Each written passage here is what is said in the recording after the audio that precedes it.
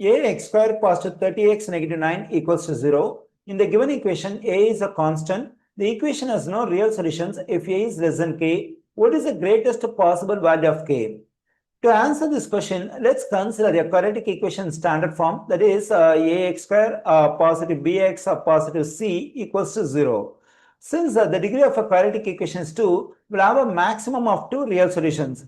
For some quadratic equations, we'll have only one real solution. For some quadratic equations, we'll have no real solution.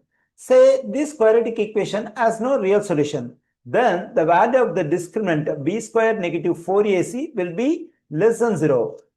Whenever a quadratic equation standard form has no real solutions, then the value of the discriminant b square negative 4ac is less than 0. The given quadratic equation is in standard form and it has no real solutions. Then the value of this discriminant b square negative 4ac for the given quadratic equation also must be less than 0. Now we can compare the given quadratic equation with this one and get the values of a, b and c. Here a is a coefficient of x square. Here the coefficient of x square is the same a. Then we have a equals to a. Here the coefficient of x is b. Here it is 30. Then we have b equals to 30. The constant term here is c. Here the constant is negative 9. Then we have c equals to negative 9. Now we can plug in these values into this inequality. Then we have 30 square negative 4 times the value of a is the same a. And the value of c is negative 9 less than 0. Okay, the value of 30 square is 900. Negative times negative is positive. When I multiply 4a and 9, I am getting 36a less than 0. Okay, now let me subtract 900 from both sides of this inequality. Let me do it. Then this positive value, negative value will cancel out. I am getting 36a less than negative 900. Let me take the same inequality over here, that is 36a less than negative 900.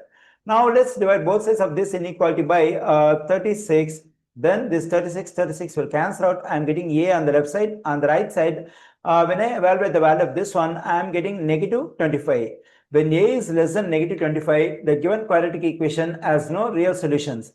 But already we have the stuff of when the given quadratic equation has no real solutions, that is a less than k. Okay, now let me take the stuff over here, a less than k.